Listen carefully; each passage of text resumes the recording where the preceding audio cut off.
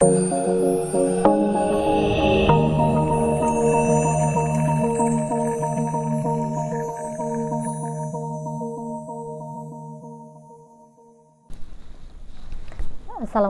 warahmatullahi wabarakatuh. Kita bertemu lagi di perkuliahan analisa dan perancangan sistem informasi. Oke. Nah, pada pertemuan ini kita akan melanjutkan materi kita, ya. Masih dalam tahap analisa, ya, dalam proses pengembangan sistem informasi, ya. Nah, di materi sebelumnya sudah Ibu jelaskan mengenai alat bantu, ya, UML yang digunakan dalam pendekatan model analisa dan perancangan sistem informasi, ya. Oke, kita masuk ke diagram, ya, yang akan kita gunakan dalam tahapan analisa, ya. Jadi apapun yang kita dapatkan, data, informasi, ya, dokumen yang kita dapatkan dari hasil kita mewawancara, observasi dan sebagainya, ya. Nah, nanti kita laporkan, ya, kita laporkan dalam bentuk sebuah diagram, ya. Jadi kita menggambarkan sebuah proses, ya, sebuah proses bisnis dari suatu sistem, ya, ke dalam sebuah diagram. Oke. Nah, nama diagram yang akan kita gunakan, ya, dalam menggambarkan proses bisnis yaitu activity diagram, ya. Jadi sesuai dengan namanya, ya, diagram ini menjelaskan tentang kegiatan ataupun aktivitas pada suatu sistem. Oke, kita lihat lebih jelas. Nah, activity diagram dia menggambarkan proses bisnis, ya, dan urutan aktivitas dalam sebuah proses bisnis, ya. Jadi dia menggambarkan kegiatan-kegiatan apa saja dan urutan kegiatan tersebut dalam sebuah proses bisnis, ya. Nah, kalau dilihat dari bentuk diagramnya, ya, struktur diagram ini mirip dengan state chart diagram, ya, atau state machine diagram, ya, atau mirip dengan flowchart. Jadi kalau Anda mempelajari algoritma dan struktur data, ya, mungkin ada yang namanya flowchart, ya. Atau kalau di pendekatan terstruktur, ya, pendekatan model terstruktur, ada yang namanya data flow diagram, ya. Tapi Anda tidak perlu dipusingkan dengan nama-nama diagram tersebut. Anda fokus saja pada activity diagram, ya, yang digunakan untuk menggambarkan proses bisnis dan urutan kegiatan aktivitas pada sebuah proses bisnis. Nah, activity diagram itu dibuat berdasarkan sebuah ataupun beberapa use case pada use case diagram, atau bahkan tanpa menggunakan use case diagram, ya. Jadi use case diagram itu menjelaskan tentang tujuan. Nah, dari tujuan tersebut nanti kita jabarkan, ya, langkah-langkah atau cara-cara untuk mencapai tujuan tersebut, ya. Oke, seperti yang Anda lihat gambarnya seperti ini, ya.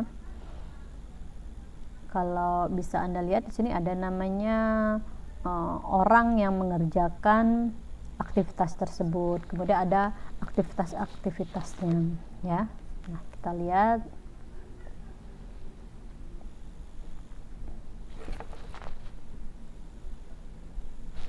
Oke. Yang namanya sebuah diagram, ya, pasti ada komponen-komponen yang menyusun diagram tersebut, di mana komponen pada suatu diagram akan berbeda dengan komponen diagram yang lain pada diagram yang lain, ya, karena dari komponen tersebut mempunyai maksud dan tujuan tertentu, ya, untuk menjelaskan isi dari diagram tersebut, ya. Nah, untuk sebuah activity diagram dia mempunyai komponen ataupun simbol, ya. Ada namanya start point, ya, ada end point, ada activities yang mungkin Anda lihat tadi, ya. pada gambar sebelumnya ya. Start point itu merupakan tanda ataupun simbol yang mengawali sebuah kegiatan yang diletakkan pada pojok kiri atas ya. Simbolnya seperti lingkaran hitam ya, seperti ini. Nah, dia mengawali sebuah kegiatan dan biasanya diletakkan di pojok kiri atas karena kegiatan itu biasanya dimulai dari kiri dan letaknya paling atas. Nah, kalau ada start point, temannya ada end point ya. Nah, dia yang mengakhiri atau simbol yang mengakhiri dari sebuah kegiatan activity diagram ya. Simbolnya itu ada titik hitam kemudian dilapisi oleh lingkaran ya, untuk membedakan antara start point dan end point. Nah, berikutnya yaitu ada komponen activities. Dia merupakan atau menggambarkan proses bisnis atau yang dikenal dengan activity state ya. Dia menggambarkan aktivitasnya. Bentuknya seperti elips ya, tapi dia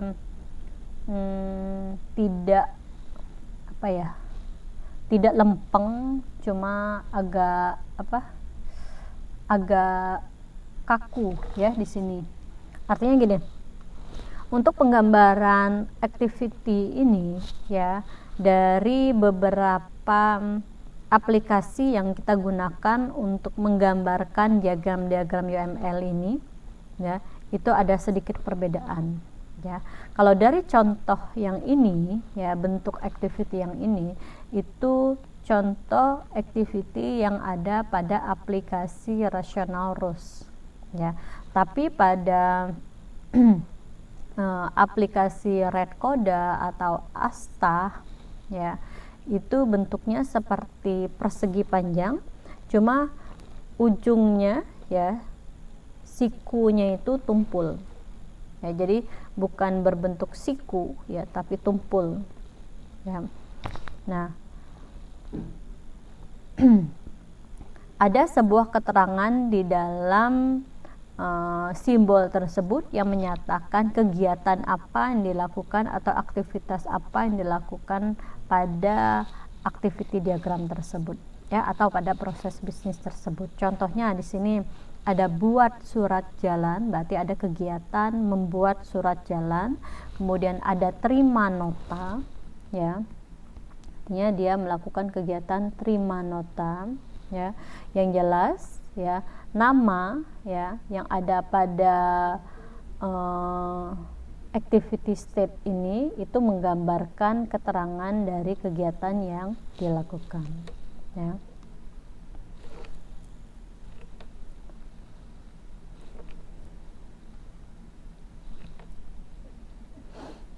Nah, untuk activities ini yaitu ada beberapa jenis ya, tapi tidak perlu dipermasalahkan ya, karena hanya ini menjelaskan jenisnya saja ya. Ada black hole activities, ada miracle activities, dan ada parallel activities. Kalau black hole ini yaitu kegiatan yang mempunyai masukan tapi tidak punya keluaran ya, biasanya digunakan di akhir activity diagram.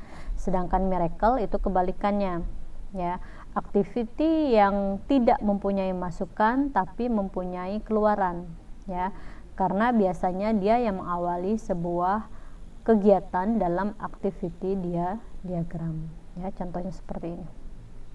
Sedangkan parallel activities sesuai dengan namanya ya, paralel, jadi kegiatan ini dilakukan secara bersama-sama ya, atau bersamaan ya, di waktu yang sama, karena di sini adalah urutan kegiatan ya, jadi ada waktunya. Kalau berurutan itu setelah A baru B, setelah B baru C ya, artinya kegiatan ini dilakukan bersamaan ya, dengan waktu yang sama ya, tapi tidak dapat dilakukan oleh seorang aktor, tapi dapat dilakukan oleh aktor yang berbeda ya.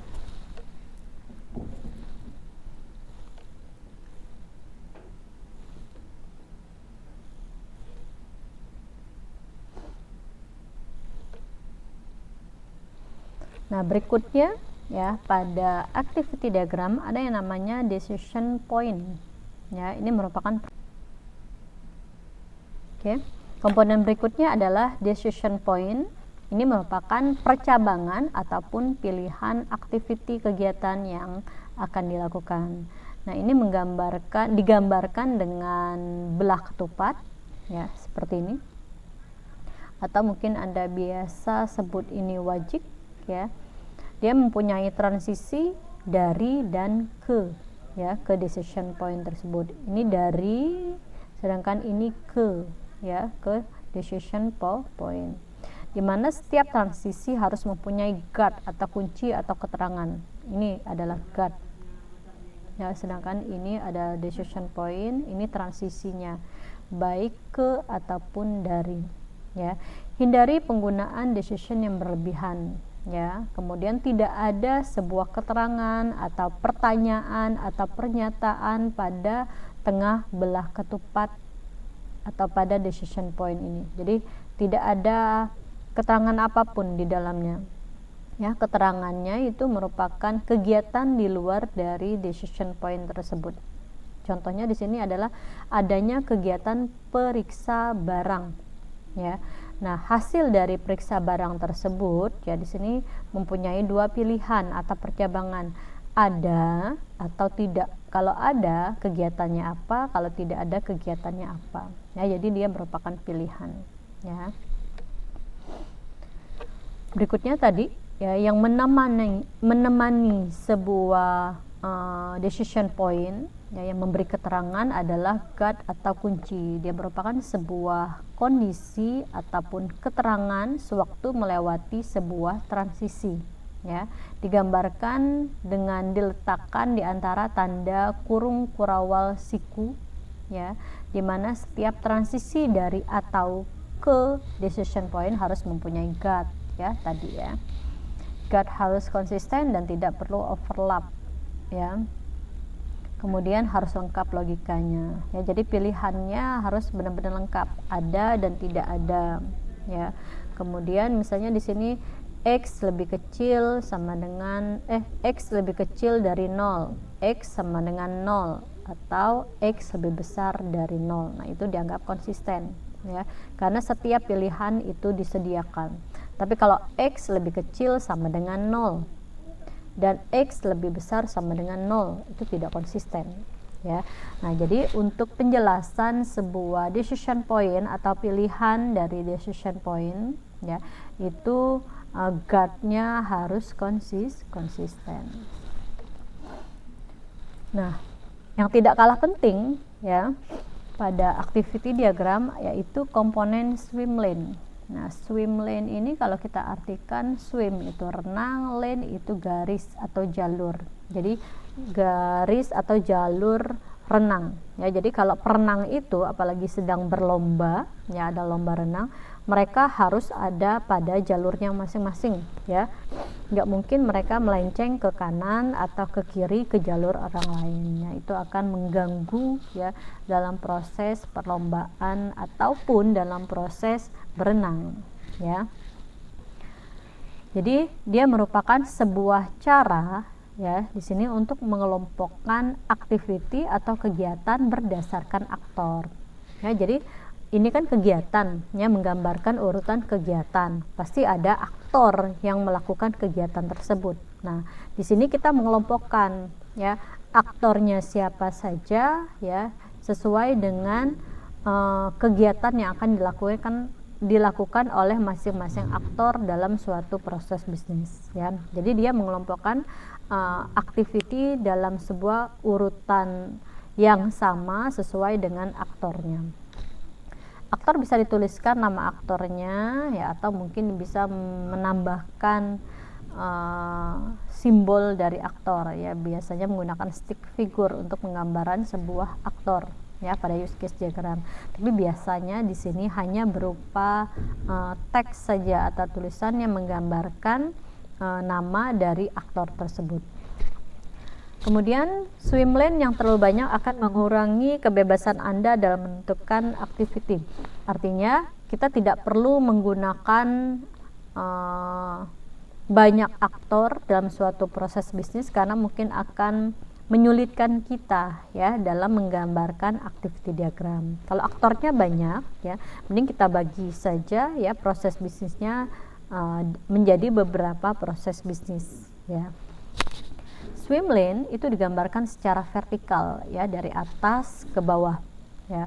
Walaupun mungkin ya Anda nanti ya mungkin melihat ya, kalau Anda melihat ya dia digambarkan secara horizontal ya, itu tidak salah ya.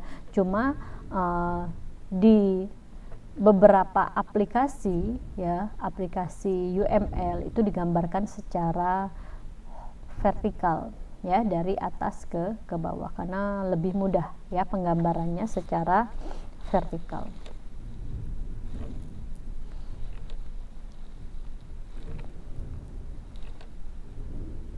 Oke, nah inilah contoh dari, kurang lebih ini contoh penggambaran activity diagram ya, dimana yang pertama yang harus Anda lakukan yaitu Anda harus menentukan dulu aktor dari proses bisnis tersebut siapa aja ya. Misalnya proses transaksi penjualan ya, dalam proses transaksi penjualan ya siapa saja aktornya.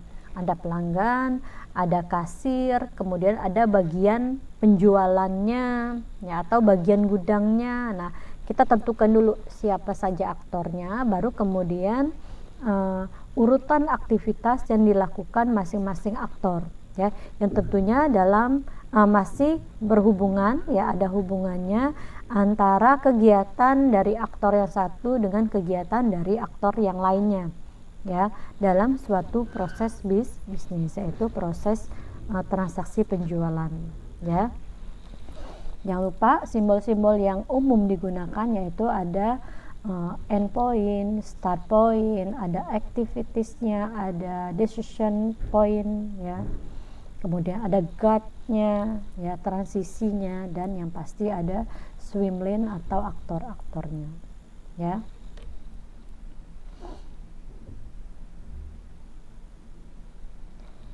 Oke, berikutnya ya, dari proses bisnis tersebut kita akan menjelaskan tentang aktivitas-aktivitasnya. Nah, pasti kita menemukan dokumen ya. Jadi teknik pengumpulan data dan informasi berikutnya yang kita gunakan yaitu analisa dokumen ya. Dari kegiatan tersebut pasti ada dokumen-dokumen yang berjalan ya, baik itu dokumen masukan ataupun dokumen keluaran ya dari sistem tersebut. Jadi tugas kita menganalisa dokumen pada sistem yang berjalan ya, di mana dokumen ini dibagi menjadi dua, yaitu analisa dokumen keluaran dan analisa dokumen masukan. Analisa dokumen keluaran artinya suatu sistem menganalisa mengenai dokumen keluaran atau output yang dihasilkan dari suatu sistem ya. Sedangkan analisa dokumen masukan dia merupakan bagian dari pengumpulan data dan informasi tentang sistem yang sedang berjalan ya. Tujuannya yaitu agar kita lebih memahami prosedur atau langkah-langkah dalam sistem yang sedang berjalan. Nah, dari dokumen-dokumen yang kita dapatkan, yang kita hasilkan dari proses pengumpulan data dan informasi pada sistem yang berjalan, ya, nah, harus Anda analisa dan Anda uraikan secara rinci, ya. Dokumen ini masuk dokumen keluaran atau masukan. Ya, kalau dokumen masukan berarti itu sebagai poin utama dalam melakukan suatu kegiatan ya, sedangkan keluaran itu adalah hasil ya dari sistem yang sudah kita olah ya. Nah, kita lihat untuk analisa keluaran ya. Jadi kita jelaskan secara rinci dokumen keluaran tersebut ya. mulai dari nama keluarannya, nama dokumen keluaran tersebut, kemudian fungsinya untuk apa, medianya dalam bentuk apa, distribusinya untuk siapa, rangkap berapa, frekuensinya berapa, formatnya, volumenya berapa, formatnya seperti apa, ya, keterangannya apa, dan hasil analisa dari dokumen yang kita dapat tersebut. Ya, contohnya di sini ada dokumen keluaran berupa nota dari sistem informasi penjualan yang kita contohkan tadi pada activity diagram, ya. Dokumen keluaran nota ini fungsinya sebagai bukti transaksi penjualan dan pembayaran. Jadi biasanya kalau kita berbelanja, ya, untuk bukti pembayaran kita atau untuk bukti perintah bayar kita, yaitu dalam bentuk nota, ya. Medianya biasanya dalam berbentuk kertas, ya. Jadi biasanya umumnya dokumen keluaran itu dalam bentuk kertas, walaupun ada keluarannya dalam bentuk tampilan layar, ya, seperti misalnya kita dapat sertifikat vaksin, ya, dokumennya kan dalam bentuk sertifikat yang bisa kita download melalui HP ataupun komputer, ya. Kemudian distribusi, nah namanya juga keluaran, ya, kita memberikan kepada siapa, untuk siapa keluaran ini, ya. Contohnya distribusi utama untuk dokumen nota ini yaitu untuk pelanggan, ya. Selain untuk pelanggan, untuk arsip, ya. Karena apa? Karena rangkapnya di sini rangkap 3, ya. Biasanya kita melihat nota itu ada yang rangkap 2, ya, warna putih dan pink, atau rangkap 3, ya, putih, pink, dan kuning, ya, yang masing-masing rangkapnya itu mempunyai fungsi, ya. Frekuensi yang terjadi, ya, artinya dokumen keluaran ini itu dikeluarkan frekuensinya kapan, ya, yaitu setiap terjadi transaksi penjualan, itu frekuensinya. Volumenya, volume ini menjelaskan tentang jumlah frekuensi dokumen tersebut dikeluarkan, ya. Kalau dokumen nota ini biasanya keluarnya per hari atau per minggu, per bulan, atau per tahun, ya. Misalnya volume nota ini terjadi setiap hari, jadi berapa per hari, ya, contohnya 20 per hari.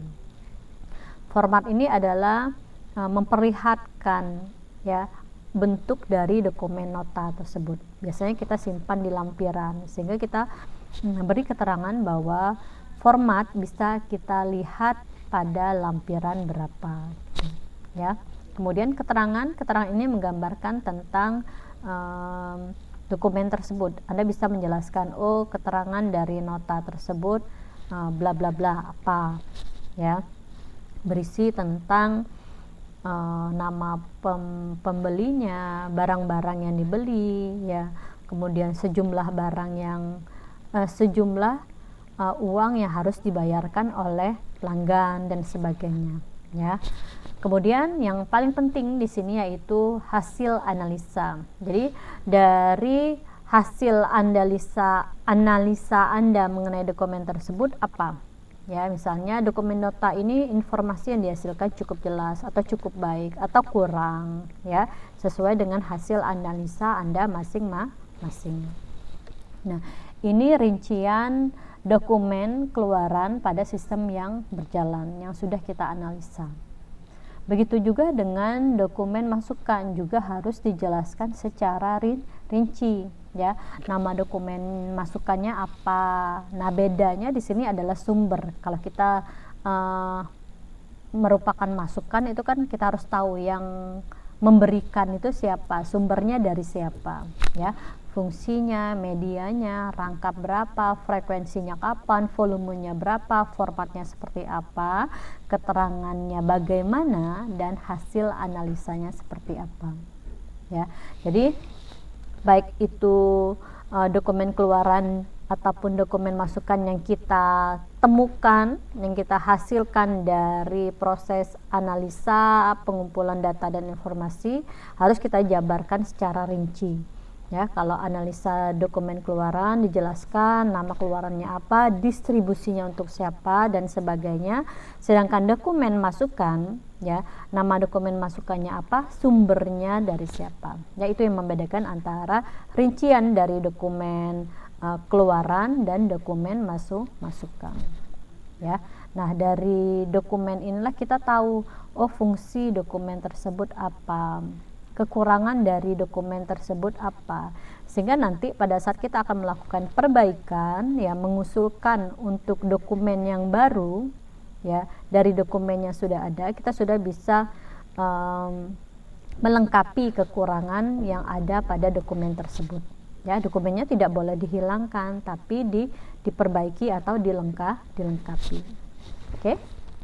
Nah, jadi pada tahap analisa, ya, untuk menggambarkan proses bisnisnya, ya, kita gunakan diagram activity, ya, untuk menggambarkan urutan kegiatan atau aktivitas pada sistem yang berjalan. Kemudian dari proses bisnis tersebut, ya, dari kegiatan-kegiatan sistem berjalan tersebut, pastinya kita menemukan dokumen-dokumen, ya, yang kita pilah, ya, mana dokumen masukan untuk sistem, mana dokumen keluaran dari sistem. Kemudian kita jelaskan secara rinci dari setiap dokumen yang ada. Oke, nah mungkin untuk pembahasan kita hari ini cukup sampai dengan sekian, ya. Mudah-mudahan dapat difahami dan dimengerti, ya, kemudian nanti bisa diterapkan pada saat kita melakukan studi kasus, analisa dan perancangan sistem informasi, ya, pada suatu organisasi ataupun perusahaan untuk mengambil satu topik tertentu mengenai sistem informasi. Oke. Terima kasih atas perhatian Anda, ya. Lebih dan kurangnya Ibu minta maaf. Ibu akhiri, wabillahi taufiq wal hidayah. Wassalamualaikum warahmatullahi wabarakatuh. Terima kasih. See you.